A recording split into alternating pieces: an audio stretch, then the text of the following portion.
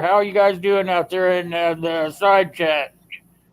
If for some reason the chat goes down, I'll be back. Don't worry. It looks like I'm kind of blinking here, so could be iffy. If I go out, don't worry about it. I'll be back. Tornado? Maybe I don't know. I haven't got any warnings up yet, but this time of year it's kind of iffy. All right, tonight we have some different folks on the live stream, as you can see. We have Die Bullfrog 79 up there, wave at everybody, Uncle Al. And then we have Palmetto Prepared, Anthony. And let's see, that other guy is D-Mac Outdoors.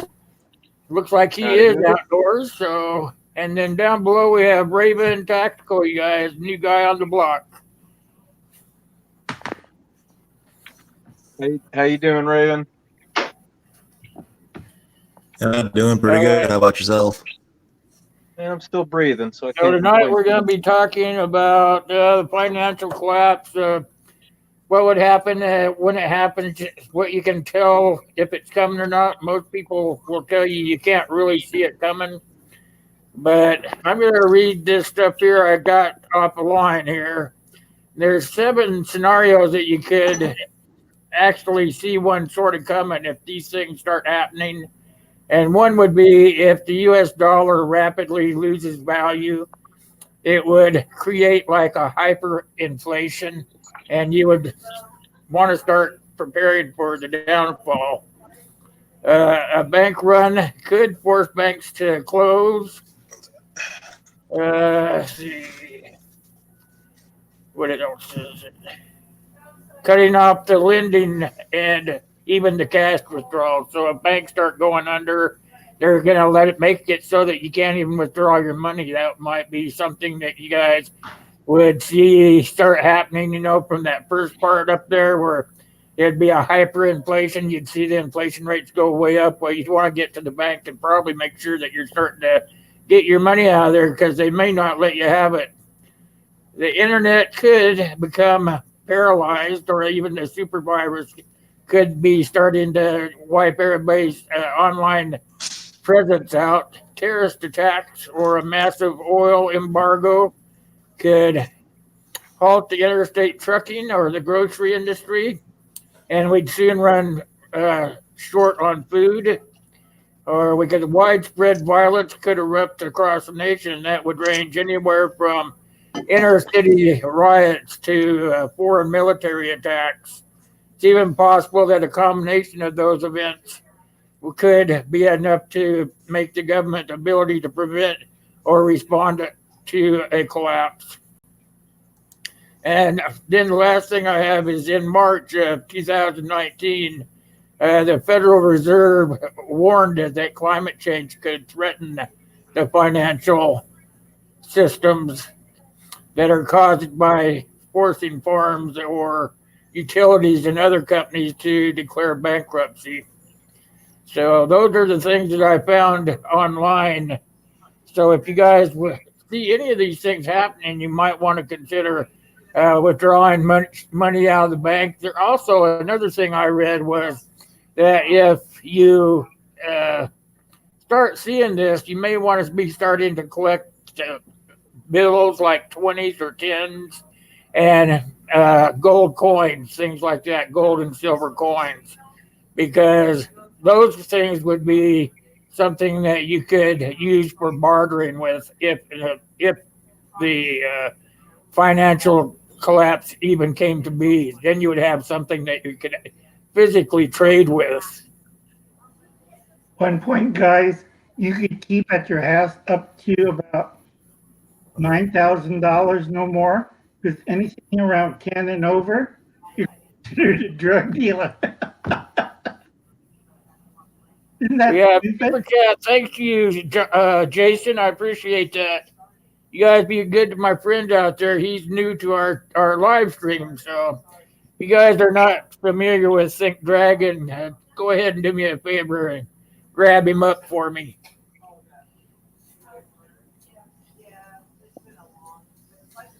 while we're sitting here, let's just do a quick roll call because Josh is blinking in and out here. I'll get him back in here, but let's do a roll call so we know who all's in the chat. We have Josh, Connor, Kyle Anderson, Uncle Al, Ryan the Gamer. Alana's out there, AK Fabe, Mountain Man's in here. Also, we have Virginia H.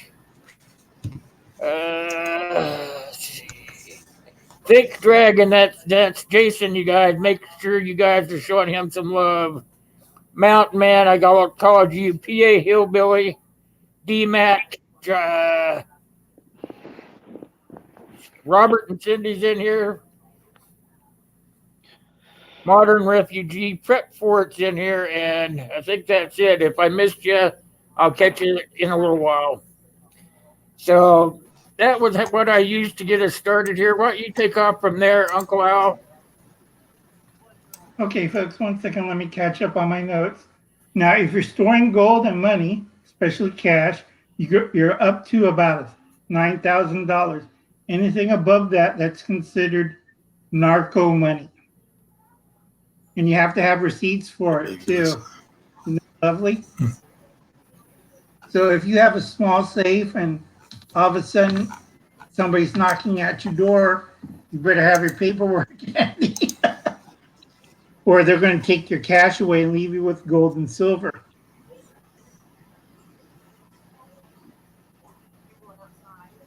So what do you think, guys? I mean, I think it's, it's one of those questions that, I don't get pulled over very often, but every time I've ever been pulled over, the law enforcement always asks if I have guns, bombs, knives, hand grenades, large sums of monies, anything like that. And my response is always, what do you consider a large sum of money? So it's definitely not a bad idea, because I've heard the horror stories of people going out to buy a car with cash, have 10, 15 grand on them to buy it in cash, and they get pulled over, and then the money gets seized by law enforcement because it's presumed that it's going to be for nefarious reasoning there, and then it takes that person, months to get the money back through and having to, pay a legal system to be able to get his money back. So That's if you get it back. Yeah, the banks are not going to give it back if we go into a collapse. Oh, no. They're only guarantee up to 100,000. And that's why you need to have like your bug out stash. Realistically, like I carry, obviously it's a little bit of operational security here, but I wear a money belt every day. So like the belt that I wear that holds my gun and my pants up and everything like that, it's got a zipper on the back side of the wall there. And I keep anywhere from $500 to $1,000 in that thing on a daily basis. Because if I needed to be able to make a quick decision and I needed to be able to throw some cash at it to make that decision, it's nice to have that readily available if the power's out, so I lived during a hurricane when I was down in New Orleans. We had a pretty big hurricane and it knocked out all the power citywide, and you physically could not use your debit card or your credit card. You had to rely on the cash that you had on hand because there were no systems in place to bring the power up. But the storefronts were still exchanging in monies, even with the power out, because they knew that people needed to get their supplies. So I think it's really important that you do have a stash of cash available to be able to lean on when you need it. And that's got to be cash that you've got to be able to put away and forget that it's there, essentially. It's not going to be something that you can put into your budget 1 month. Oh, I've got that extra 500 we can use. No, you got to pretend like you don't have that so you can lean on it. So. Yep. Yeah, that's another thing is when the financial collapse starts happening, and any of these things that I first mentioned up at the beginning there, if you see any of those things happening, better get your money out of the bank, because but banks are going to be one of the first things that fall, and they're not going to be letting you bang on their door saying, "Hey, give me my money back," because they're just going to give you the royal, you know what, and you're going to be SOL. So it's up to you to be prepared for that. I try, I'm on a fixed income and I don't have a lot of money, but I try to put like a 10 or a 20 into my safe every time I get paid. I do that because if I don't, then when something happens, I won't have any money. If something happened where the bank's closed up, the ATMs, they're not going to work at all. They're going to shut down just like that. I mean, they're not going to be there for you to empty your account out. Yeah, and also there's a limit on those too. You can only take out a certain amount a day. Sure. Fortunately for us, we're not on a gold standard, so the Fed can just go and print money whenever they so desire. So if we run out or can't get it, they can turn the printing presses back on and print another 2, 3, 20, 30 trillion or something like that. So Yeah, I don't think that's going to happen either. No, because we're going to be like Japan over a quadrillion dollar debt. Their money's plastic. They use coins. That's why they have all these vending machines over there. Quadrillion dollar debt. And you think we have it bad? Plastic money. Everybody's on credit over there. Nobody uses cash. That's bad. I know I have relatives over there. That's why I'm poor. Yeah, I read an article somewhere not very long ago that they're going to actually, if we have a collapse and the bank goes tits up, that your debit card will just be turned off. There won't be any way for you to even go try to get any money with it. It'll be just turned off. That's why they started. That's why they started putting those chips in them, so that they can control your finances for you. Go ahead, Anthony. It's called a credit freeze. That's only happened once or twice in the last 30 years, and it was very, very temporarily, and it was localized. However, when you sign up for any bank account, you have to understand whenever you do sign, all that little fine print basically is saying that you will lose your money if they need it. Your money is an asset to that bank. So if that bank is obviously in a lot of debt and it has to pay off, it goes into bankruptcy and it's got to pay off its debts, your money is their asset. It's not your money anymore. It's their money because it's in their account. So you have to keep in mind where you put your money. So I highly suggest if you are going to keep money in a bank account, you keep the bare essentials for what you need for your bills and you take out the rest. Also, when it comes down to silver and gold, I seen Robert and Cindy was asking about a nickel earlier. Definitely look through your change for some silver coinage. It's still out there. I still find it every once in a while. Nickels are not silver except in the years 42 to 45.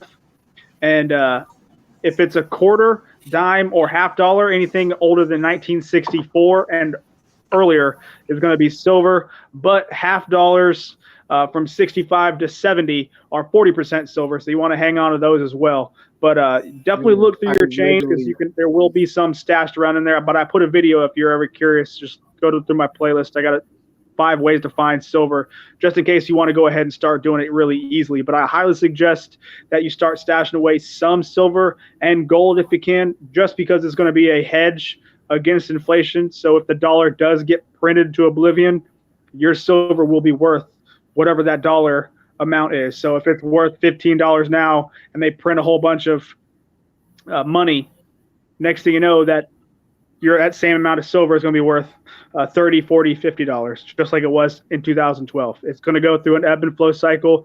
The bond market, we can go through 20 different ways of why this is happening, but the small things that you can do now are make sure you take out your money from the bank if you don't have to have it in there. And you do like Uncle Al said, and don't keep too much of it in cash because they will seize it, called civil asset forfeiture, and they can't do that. If you look up on the screen there, gotta love Carpet Python. Yay. She's saying she lives in Australia, you guys, anybody that does not know. But she says anything over 10,000 is questioned there. So if it's under 10,000, they don't even care. But if it's over 10,000, they start questioning them. So that might be the same way here. You just don't really know, if like I said, they put those chips in your debit card for a reason. That's so that they can see into your finances. Yeah, and read the fine print. You know, if and they another think thing, that you are hoarding money that they think is theirs, they're going to come looking for it. That's what they call government, you know. another thing to consider is I know it's still, liquid asset money, but you're going to want to put your money in credit union before you go to a bank. So if you have a Wells Fargo, Chase, Bank of America, anything like that, get out of there now and go find your local credit union, because they will protect your money a little bit better than the banks will. But it's still a ploy. And then another thing I was saying, Anthony, when you're talking about coins, I find myself regularly buying rolls of $half from the bank, Yep, me and, too. cracking them and just burning through them, and then I'll take all the ones that I don't need anymore back to the bank, and I'll buy other rolls with them. So I Oh just yeah, kind I of do it. trade in. They know exactly what I'm up to, but they can't say no to it. So. I do it too, man. I almost every other day I'm usually at the bank, changing out some sort of coinage, looking through it. Okay, I want to stop here for a second. You guys, everybody's asking about Cheryl. Cheryl is not feeling well. She's sick. She wanted to take the night off. She said she's having a really hard time uh, keeping her head together, so she asked for the night off. So if you guys could do me a huge favor, because it's really hard to do everything up here. If you have a question or a comment, put it in all caps for us so that I can catch it. I'm trying to talk up here and watch you guys, so I don't have Miss Cheryl there watching the side chat for me tonight. So if you have anything to add, make sure you put it in capital letters so that one of us can catch it and address it, please. I'd appreciate that. You'd be doing me a big favor. Hey, Actually, on the, modern go ahead. refugee had a really good post. He said his problem with gold and silver is that you have to turn it into cash to use it. In the future, he believes metal exchanges will track all transactions. That's true, and it's not true, because some states actually have removed the taxable whatever on silver and gold, and you can use it like currency. Some states, not all of them. I can't speak for Michigan or anywhere up there, but South Carolina, you can make transactions in silver and gold as long as it's under a certain amount, and you'll be fine. But I would keep it more or less for like a barter between people, because I've sold some of my items at my house when I was doing yard sales for silver, and that's just how I accumulated a lot of my stuff. So, good question. Or That's a good question. Yeah. You got anything to add, Josh? I know you've been having some technical difficulties there, so I'm trying to I give guess you my an question with opportunity. silver and gold is, when they had the Great Depression, FDR wound up taking. Oh, there he goes again. Darn it. I knew where he was at. That's a good point, because they definitely seized a lot of gold and silver during the World War II. So Silver, not did. so much. Gold, definitely. They definitely. He made it illegal to own gold in 1933, and if you had it anywhere aside from jewelry, it was taken. So, Caitlin says he collects silver items other than coins. Good Me for too. bartering. yep, I do. I find silver at the thrift store all the time, man. Silver plates, Yep. platters, silverware, all the above. Because the thrift stores, they don't know what's silver and what's tin and what's this steel, this, that, whatever. They just throw it all in the bin and send it out to be sold for 50 cents a piece. Yeah, And they then don't I care come home about with that. You silver. know, I come home with silver for pennies on the dollar out of the thrift stores all the time. whenever I get anything change wise from the store, the first thing I do is go through it, and then whatever, if there's any silver in there, I take it out and throw the rest into a jar. You know, but a lot of people don't think of doing that. You know, they just throw it all into a jar. Lana had a question about safety deposit boxes. A big problem is if the big banks like Chase or Wells Fargo or Chase closes, you can't get any back into the safety deposit box. It's there sealed for 6 months. 6 months until court order releases it. Oh, is that what she's asking about, the safety Safety deposit boxes? Yeah. So if the bank closed in your neighborhood and you got stuff in a box, it's gone for 6 months. Minimum. And it's like, yeah, carpet python, she's saying that she has money put away that they don't see. So, you know, you can keep more than what they say is allowable as long as you don't brag about it, you know. And have receipts.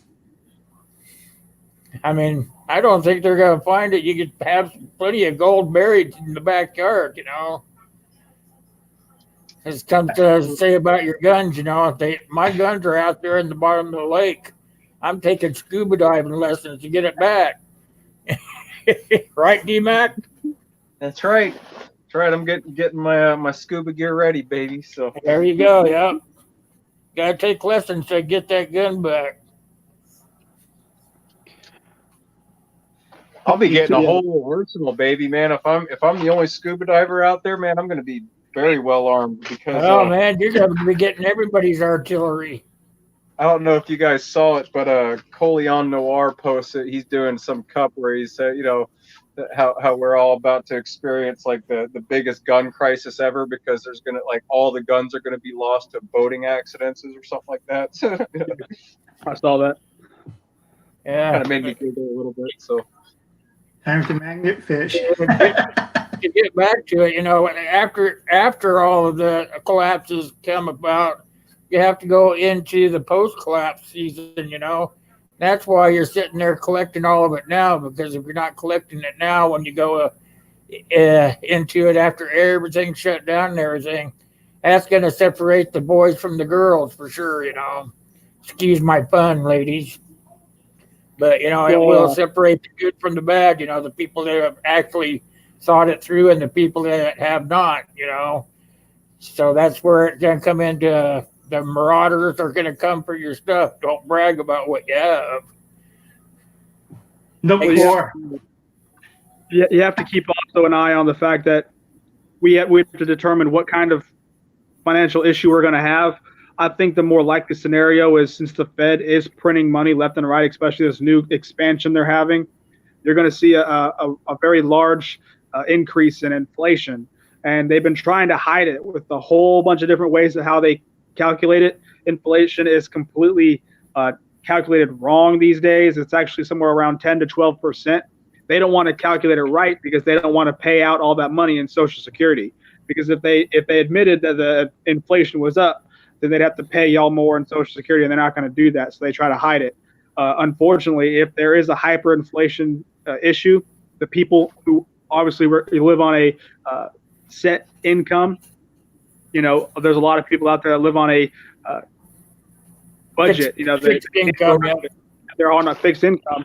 So, like, if everything starts to raise in price, then what are you going to do? So you want to make sure that you're at least stashing away some commodities, things that you have to have that you can't say grow or find yourself.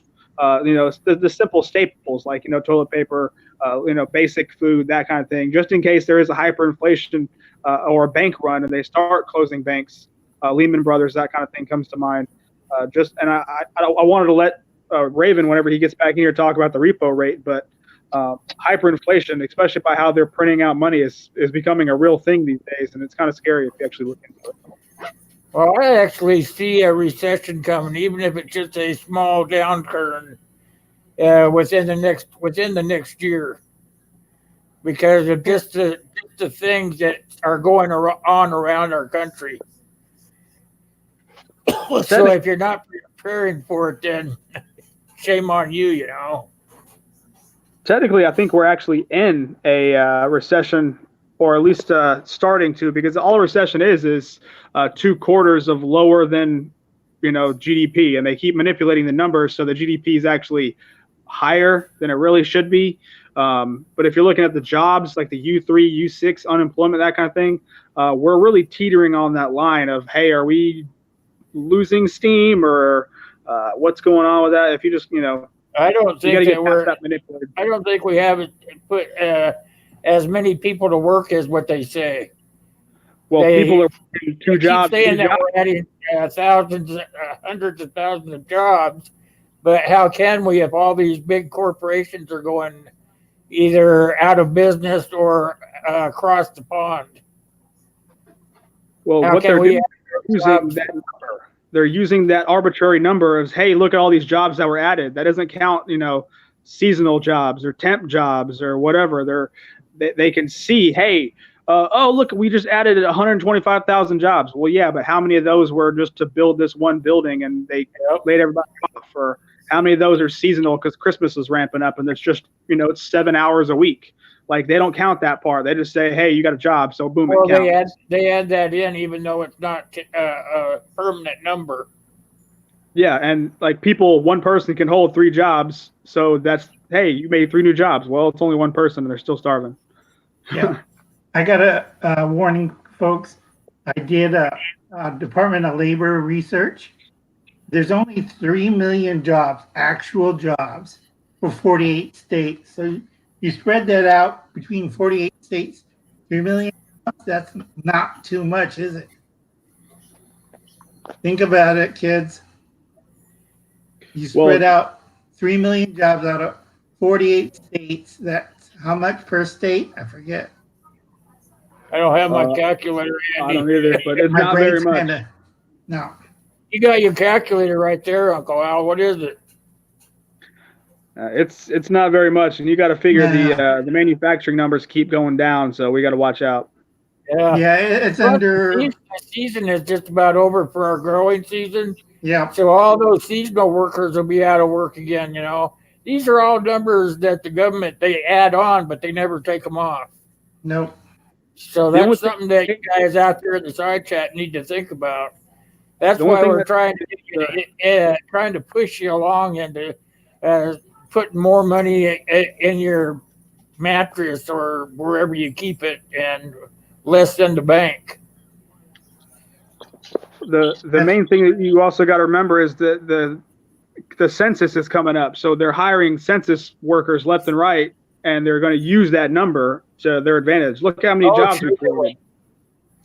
Look how many jobs we created. Well, it's just census, and they're going to be laid off in like 2 months. So, yeah, this is why I tell people you got to do Uncle Alan's method. You got to get income streams, not a job, income streams, where you get the money, not them. Unfortunately, it's a long subject, and we don't have 2 days to explain it. Okay, everybody here should have 7. Okay, 7 income streams. Will could do it. I could do it. Anthony could do it. Dan could do it. Really easy, but you got to be careful because if you make a mistake, oh boy, you lose everything. I have 4 right now. Oh, that's good.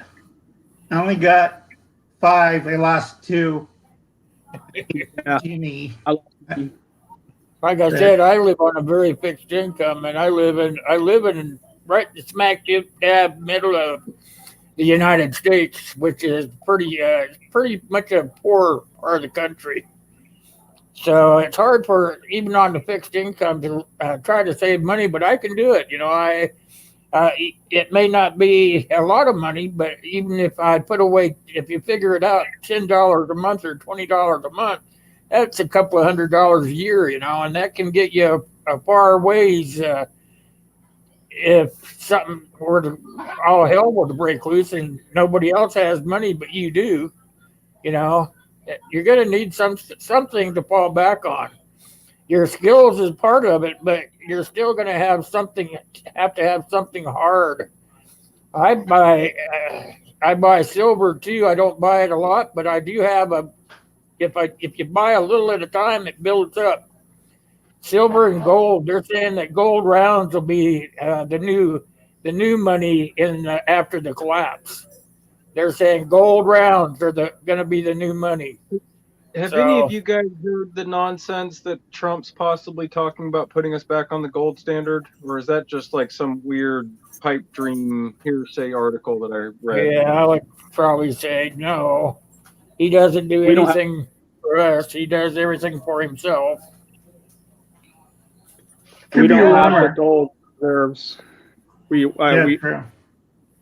have the gold. If we had stashes still, then maybe, but we there's no way possible. Your dollar would lose so much value overnight that there would be a lot of rioting and very bad things happening if they went back on the gold standard, unless he moved everything to the point where $1 is worth 0.00001 gram of gold.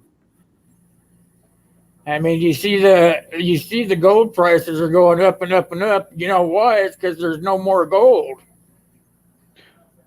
Well, that and the actually they came down today. They're manipulating them again. They're trying to make them look like they're less. So what they've been doing for the last couple, actually years, is they're trying to control everything else, like the precious metals markets, the cryptocurrency markets, and all that. And they're trying to push them down. And the same thing with your savings account. That way, if you have extra money and you want to make money with that money, you only got one place to put it, and that's the stock market. And that's what they're trying to do.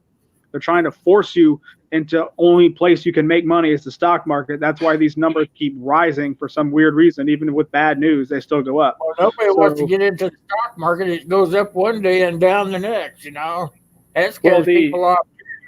It's sitting at almost within 500 points of a record right now. So it's still up there. I mean, it's not real. I mean, Venezuela was the highest it ever was right before their crash or during their crash. Same with Zimbabwe. So the numbers of the stock market. Josh Connor says that manufacturing in Oklahoma has gone away, pretty much tanked, he said. And I know a lot of companies that went from the West Coast to Oklahoma where it was dirt cheap to open a manufacturing business. And now all the manufacturing businesses in Oklahoma are closing down. Same with Josh Raven Tactical. He's saying that all of we're $26 trillion in debt, and all of our real stores are going tits up. They're closing. There's no more real-time retail stores. Everything's going to internet. So where's that money going? All those people where people could walk into stores and stuff and buy what they want, they can't do that anymore. So what that does, it closes up whole towns. Whole towns can fold up just because they have no commerce going on. Well, you have to wonder if that's the plan, to bring people into these larger metropolitan areas. That's why Amazon and these big companies keep opening up their new centers in these ginormous areas already, to try to move the jobs into those larger zones that are kind of built for it versus taking people out of rural America. My town used to be an amazing town until NAFTA. Once NAFTA was signed, we lost both of our manufacturing centers folded up overnight, and our town population went from 5,000 to 1 in 1 year. Yeah. And I know a lot of towns. I remember when NAFTA was signed. There was a lot of stuff that went on when NAFTA was signed. But the global market started opening up, but that didn't do any good for the small rural town America stores. It just screwed everybody. It comes all back down to the top 1% running the whole country, not just their own lives, but our lives too. Which is going to cause a financial collapse. Well, you got to look at it. It's like the Walmart thing. How it's the argument that Walmart made. Okay, Walmart's national. So what they did was they went to these smaller towns, knowing that they have stores everywhere, and they would put a store in the middle of this small town. They would sell all their goods in that small town below cost because all the other stores can float that one, underperforming store. So all they did was bring all the shoppers into that one store because everything was sold below cost. It was a steal, right? Well, once the mom and pop stores started closing up, guess what happened to those prices? Boom, they went up. So everybody's like, oh, what happened? Another way they did it was by buying all the strip malls up in those small towns and then jacking the rent up 4 and 5 times to run out mom and pops. I saw it happen in my town when I grew up. Walmart, the Walmart grocery store moved in. They bought the whole strip mall. They raised the rent by 4 times, ran everybody out. The town turned on Walmart, and Walmart had to close their doors a month or 6, 7, 8 months later because nobody went to the store because they ran out the local barber and the local Mexican restaurant and the local sports bar that everybody went to. and so nobody had their places to go to anymore, and they said screw Walmart. So Yeah, Well, that's what what's happening be, now. would be cool if every little town in America could do that. Basically, just boycott Walmart and make them close up and go away. Well, the internet's the new Walmart right now. So Yeah. everybody buying all their stuff on Amazon, they think it's great. Oh, look, it's so much cheaper on Amazon. Let me go ahead and do it. Amazon doesn't pay taxes. They haven't paid taxes for decades. So you got to figure once they get to the point where they've absorbed all the competition, what do you think is going to happen with all them prices? They're going to use the competition that they're putting out of business as suppliers, and they're going to raise the price. It's just going to happen. So now you won't have that competition to go to, like, well, hey, they're expensive over here, I can go over here because it's cheaper. Because there won't be anywhere cheaper. Amazon's going to be the only one left. I mean, monopolies, they're supposed to break that stuff up, but it's not going to happen with the subsidies they got. Nope. Yeah. The thing is, I live in a small town. You can go online and order whatever you need from Walmart and tell them when you'll be there to pick it up. They have a pickup point. You just drive to the pickup point, pick up your phone, say, hey, I'm here. And the little guy pushes your card out to you and loads up your car. It's pretty crazy. They just started doing that. It's called a company store. In the old You days in the coal order it mine. all online. Then when you tell them, okay, I'm going to be there on the 30th of September. I'm going to be there about 4 o'clock. You go there, you get on your phone, say, okay, I'm out in the waiting area, and they push this thing right out to you.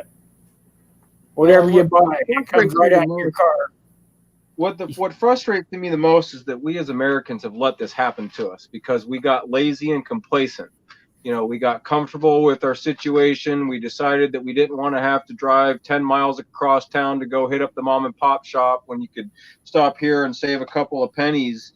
And we really, I hate to say we've kind of broken down our communities by supporting these major monopolies, but we kind of have. So we need to, we all need to get active in supporting that local community again, because that's the only way we're going to survive. Yeah, I agree. And getting people to do that is going to be a pain in the butt, because what happens is those big companies that did that to us, they snuck up on us, They started just gradually giving it to you. Just like spoon feeding a baby, just give you little spoonfuls at a time until, we got them hooked. We can just go full bore now. Yeah. And that's what they do to you, So, go ahead, Anthony. Go ahead. It's just it's one of those things where we like, I like how Dan said it, how we made this happen to us, and it's true. The people used to pay for quality and service, and nowadays it's all about that bottom dollar, that lowest price, and now we're reaping the punishment for it. So that's what's happening with a lot of these. That's why you go to places and it's like, hey, Walmart. I mean, I hate to pick on them, but how many times have you walked in there? There's 40 registers and there's only 2 people working. Somebody on the side chat's asking it, do you guys think it's too late to turn everything around? I imagine that's what that meant. Connect with your community now and rebuild your communities, because that's been the collapse of our culture, is the fact that we have the breakdown of the family unit, the breakdown of the local community, the breakdown of the neighborhood. If you start fighting now for your neighborhood, you start combining and banding together with your neighborhood, with your community, with your families, start getting active on that civic level, not necessarily going out and being political, but like start going and serving your community, start going out and connecting with your community. We can do this if we just pull our heads out of our butts and start being the front porch Americans that we once were. It used to be a time when everyone would sit on their front porch and wave at each other and sip their iced tea and hoot and holler and run up and down the street. When do you see that anymore? It doesn't happen anymore. So start doing that. Start going and talking to all your neighbors. Make it uncomfortable for yourself. Reach out and be that empathetic person that you can be, so that we can rebuild that fiber of community that we've lost. Yeah, this one person is saying they walk to their local grocery store, just a small company, but everything's so much more expensive there because they're so small they can't buy in bulk, So the bigger stores kind of squeeze them out because they can buy in bulk, which drives the prices down. I Only agree, way, modern refugee. go ahead, Anthony. I was just gonna say I agree, modern refugee. It's all the online shopping is weakening us as a society. Yep, I agree with modern. I like C103, man. Put a sign on the Walmart door that says no pajamas allowed.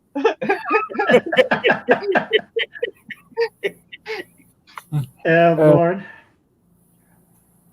Like I said, folks, it's the big problem with America is we got soft and lazy. Remember, everybody used to have a garden. Everybody used to have a savings account. Everybody had a front porch. Now look at it. We're a total mess. Yeah, how often do you stop and wave and talk to random strangers in your day?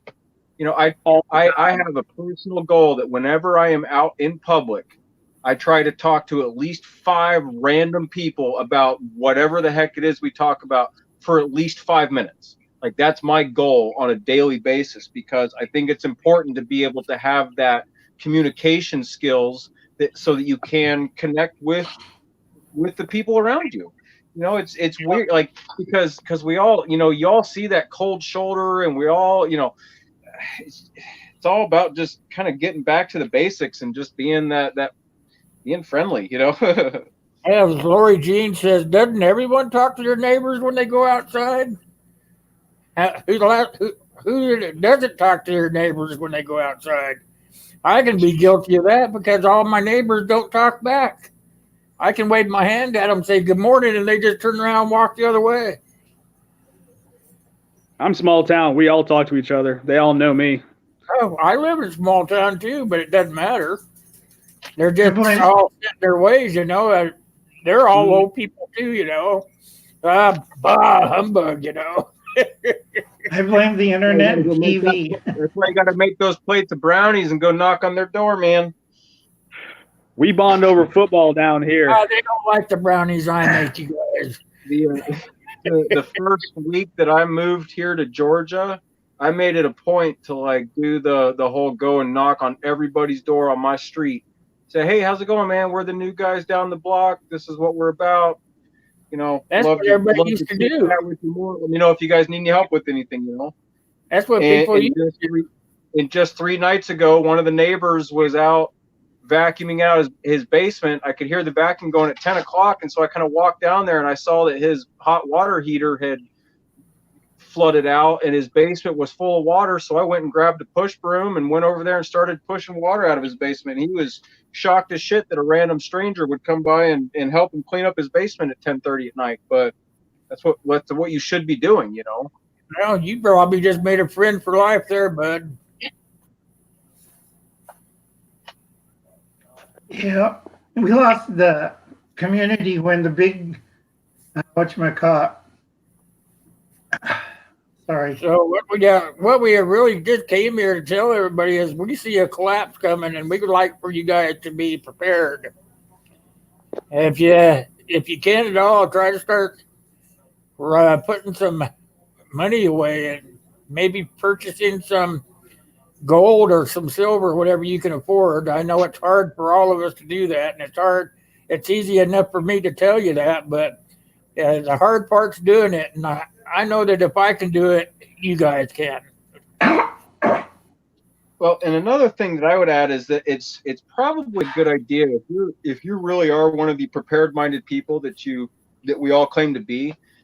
We all need to start like researching the Great Depression a little bit more, because I realistically think that whatever collapse that we may or may not come across is going to look like the Great Depression. It's not. I don't think it's going to be savages tearing each other apart. I think it is going to be very Depression era style living again.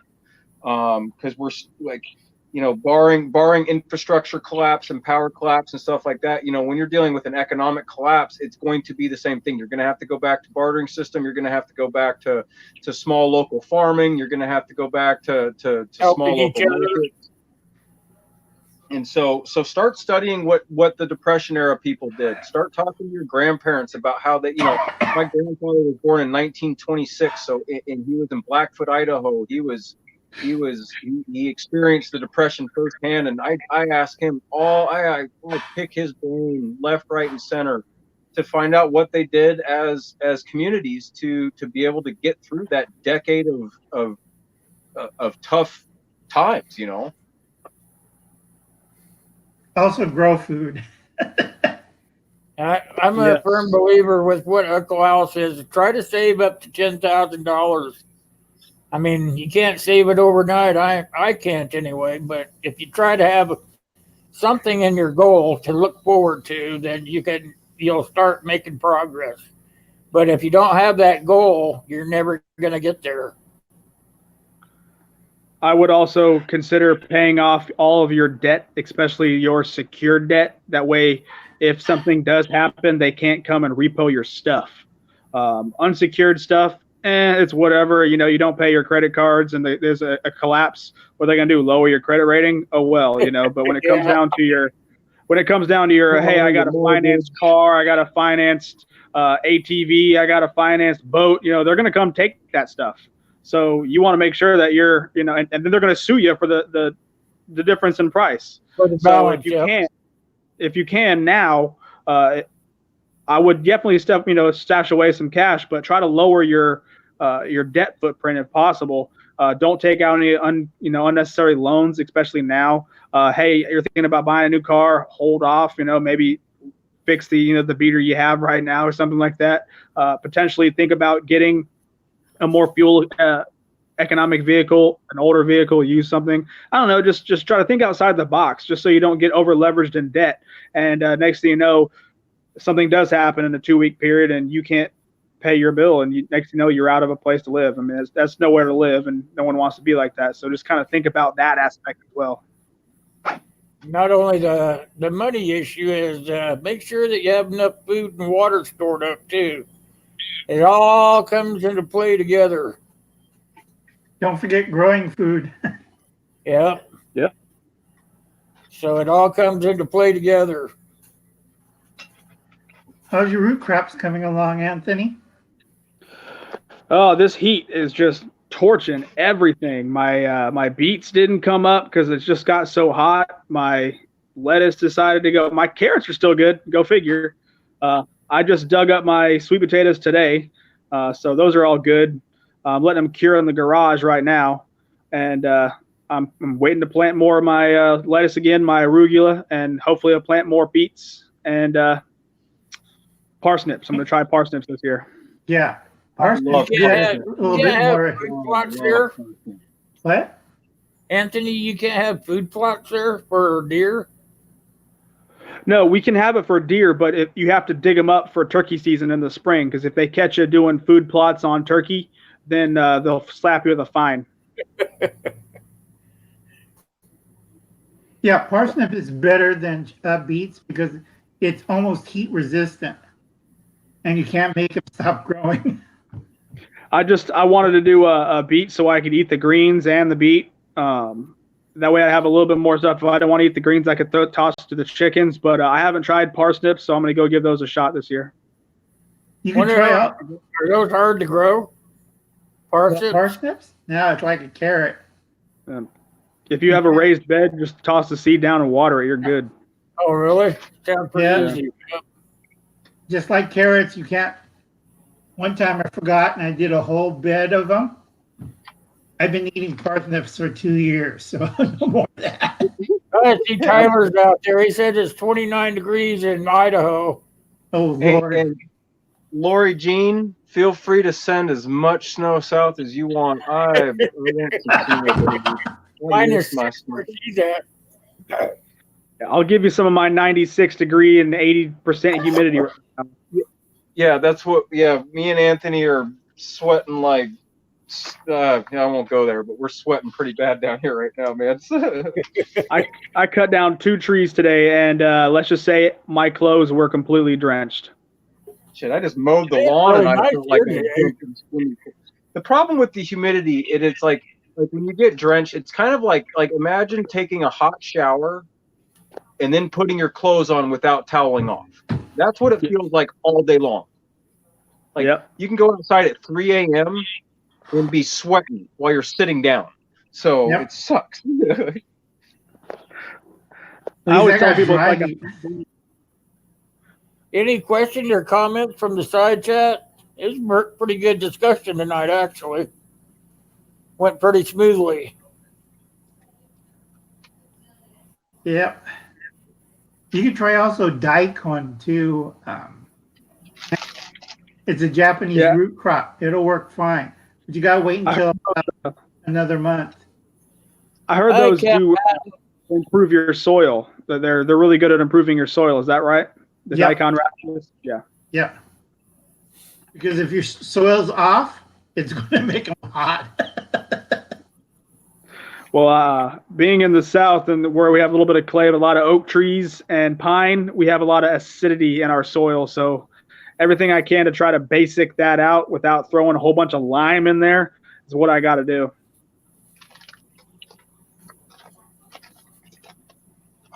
Oh, we didn't. How about repo banking? Yeah, I was saving that for you, Raven. I knew you were going to jump on it.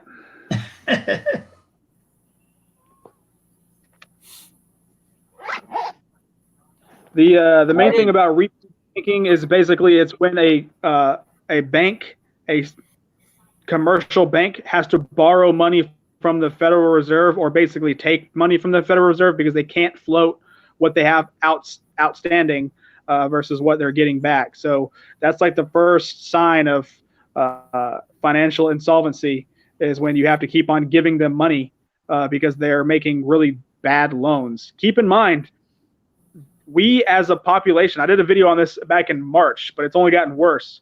It's like, 7 million people are delinquent on their auto loans, 90 days or more delinquent on their auto loans. More than that is now delinquent on their student loans.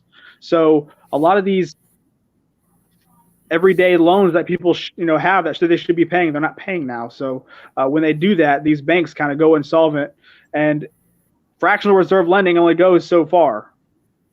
They still do need money, and if they're not getting that, then they're going to have to get a bailout from the Federal Reserve, and that's what the Federal Reserve is doing. They're bailing out the banks, just like how the Fed or the Treasury has been bailing out the farmers throughout this last year because of the China trade war.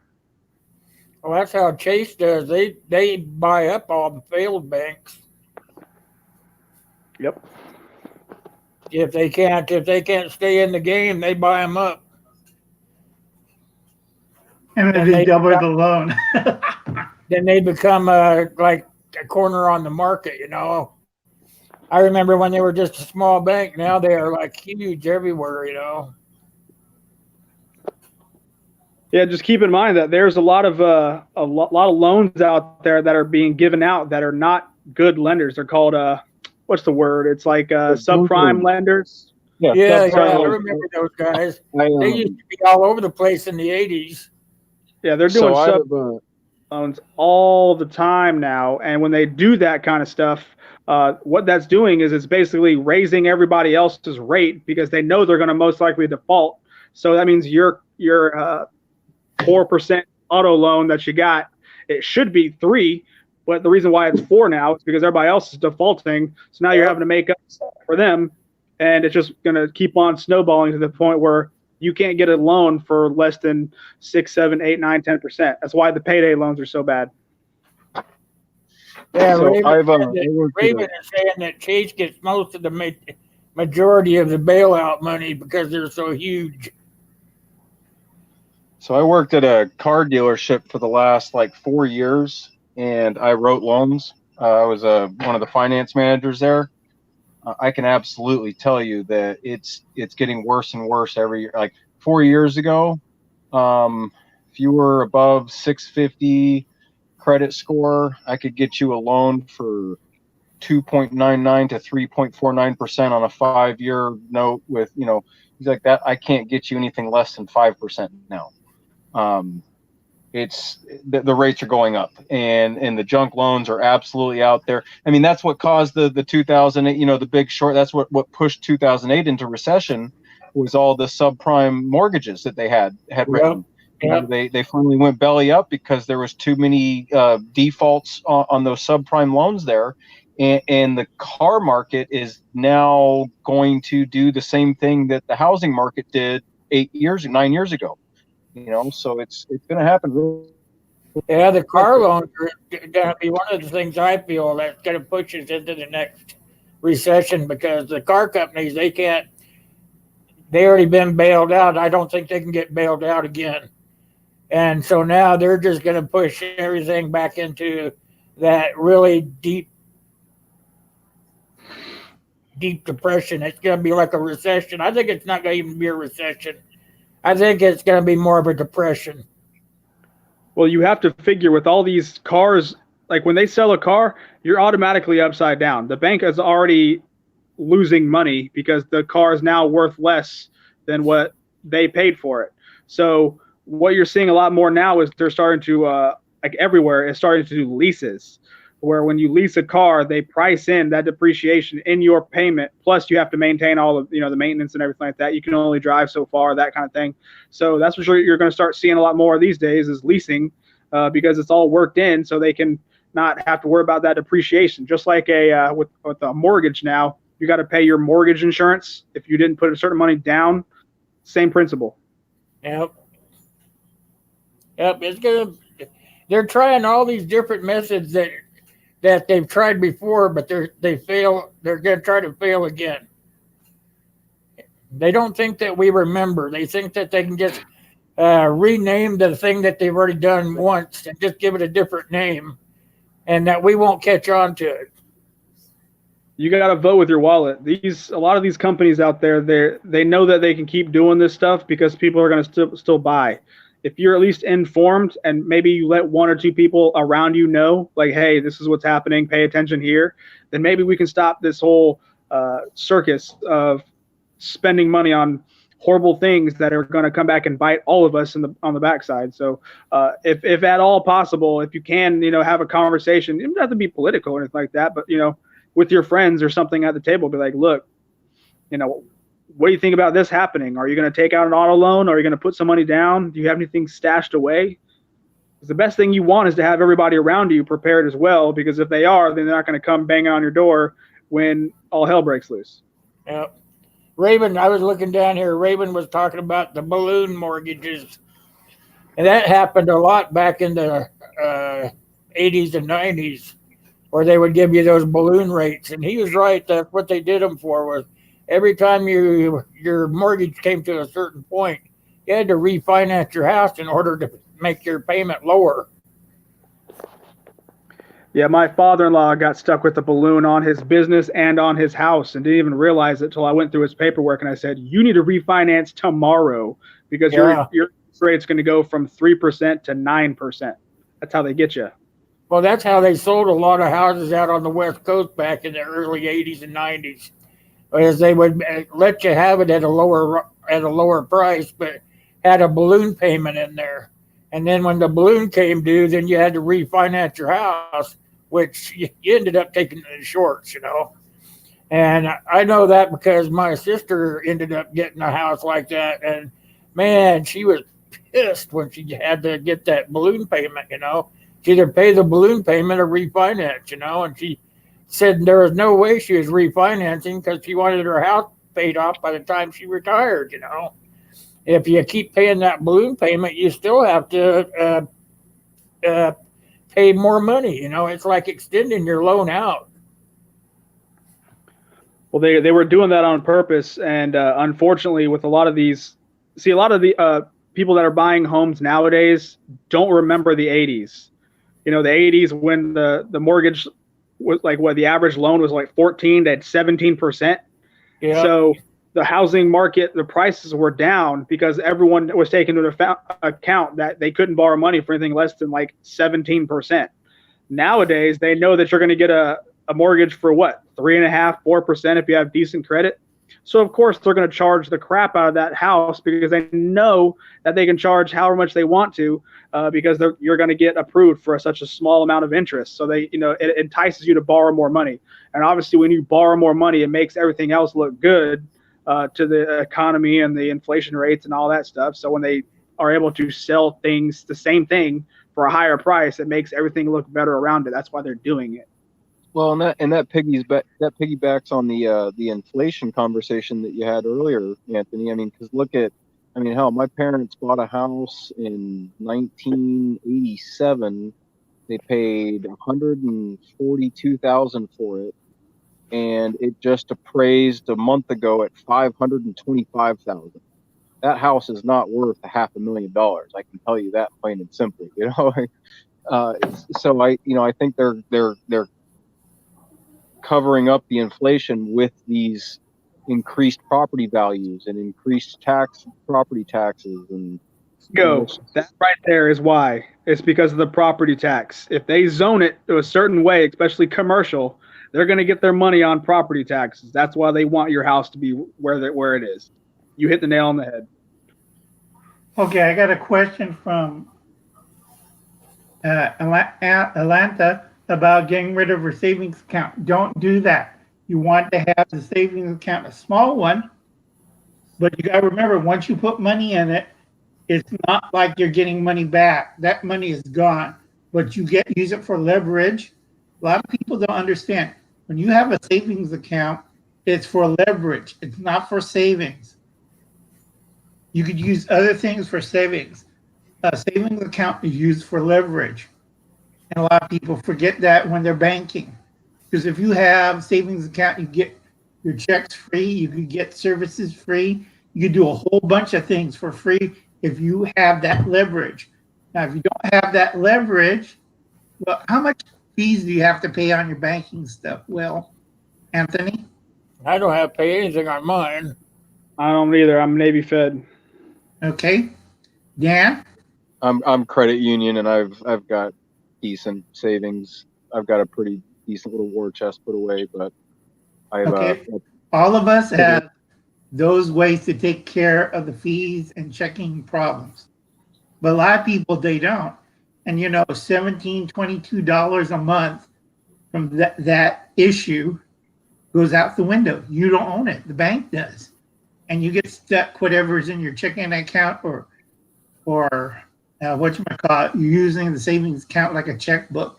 That doesn't count. You have to use it as leverage, which I keep telling my family to do. Well, I remember reading about something. They don't even pay you to keep a savings account anymore. Remember, they used to give you like 1% or 2% interest on savings accounts. They don't even do that anymore. No, it's like 0.02 or 0.001 for most savings accounts these days. It's a joke. You can't even beat inflation anymore. I got 0.5% on. I got 0.5% on my savings account, and I've got a decent savings account. Yeah, like you're losing money by letting it stay in the bank through inflation, just because the inflation rate's higher than what you're getting back on it, which is absurd, absolutely absurd. But that's what's happening. Go ahead. No, Okay. I'm good. I was just saying, that's right. They used to give you a lot. I used to buy dividends when they gave you a payback on them, but when they quit doing it, I just quit doing that too. Yep. Also, the bad thing about that is some states, they'll tax your dividends from your savings account as grown income. I'm looking at them. I only get 2% on my savings. Isn't that crazy? And they still want to tax it.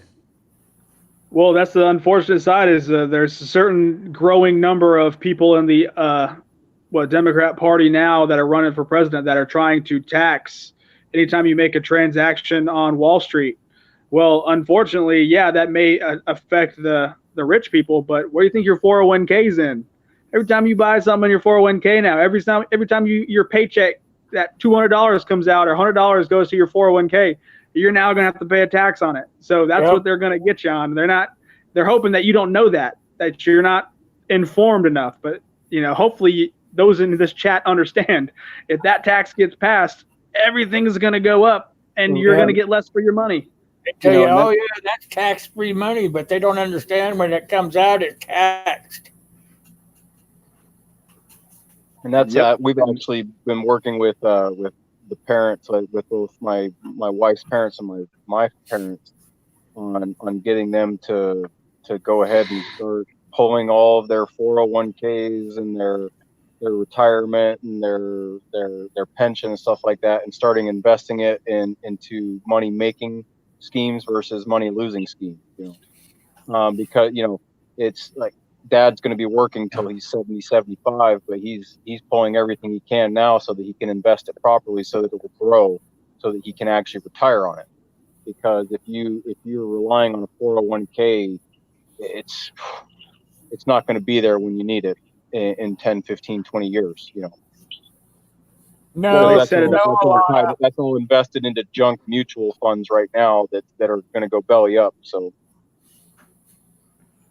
Alana's trying to say if we have a financial collapse, she'll be okay. No, they will evict you. They will control where you live, and you will have to have a certain amount of whatever, and you'll be stuck in government housing with FEMA, whatever, if they do. FEMA camp, probably. Yeah.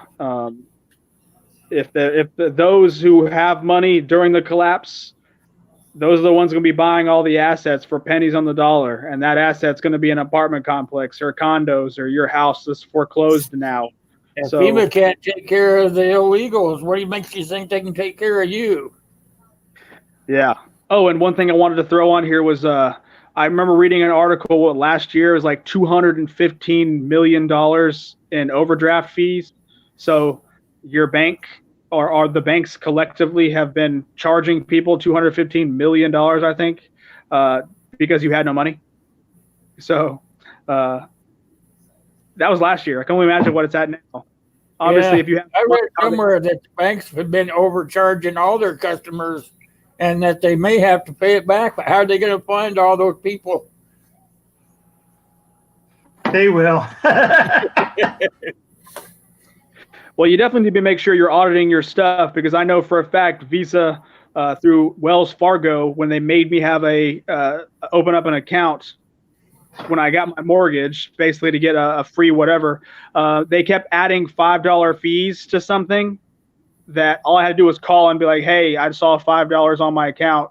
What's this about? And they said, oh, it was an accidental charge. We'll take that off. No big deal. Imagine how many people don't see that accidental charge and they just let it go. Oh, yeah, I had that done by TransUnion a while back. Yeah, They just Verizon kept did it to me charging too. me. I call them up and I'd say, what is this? You did it to me again. Oh, no worries. We'll just take it off. Yep. They're just waiting to see who calls. And if you don't call, boom, all it takes is a million people at $5. That's $5 million. Yep. So that's what they do. So make sure you're auditing your stuff. Make sure you're going through all your stuff at least weekly. I do it every day. Just make sure that they're not throwing some random charges on your stuff and hoping you don't catch it. Yeah, that's all they do all day long. They hire them just for that. The easy way to bank rob people. And it's unfortunate, but that's how it works. That's what they do. And people are too afraid to either call, be like, oh, I must have done something, or this fee's normal. No, stomp your feet. If it's not agreed to you at the beginning, don't pay it. I like that, Camp Patton. You said FEMA camps are rumors put out by the left wing nuts to freak out the conservatives. Gee, I'm Japanese. Tell my family that they went 6 years in Arkansas. That was World War II too, but. All right, guys, we're over time here. I want to thank everybody for coming out in the side chat. It was a great time. I'm glad everybody came out. We had a terrific discussion. I think a lot of things were passed back and forth between the panel and by the side chat as well. And I like it when that happens. So next week we'll have a new topic for you, and I'll be telling you about it for about a week until we have it again. Everybody tell the side chat good night so we can talk about next week. Hey, y'all take care. Thank you. Night, everybody. Night. see you later.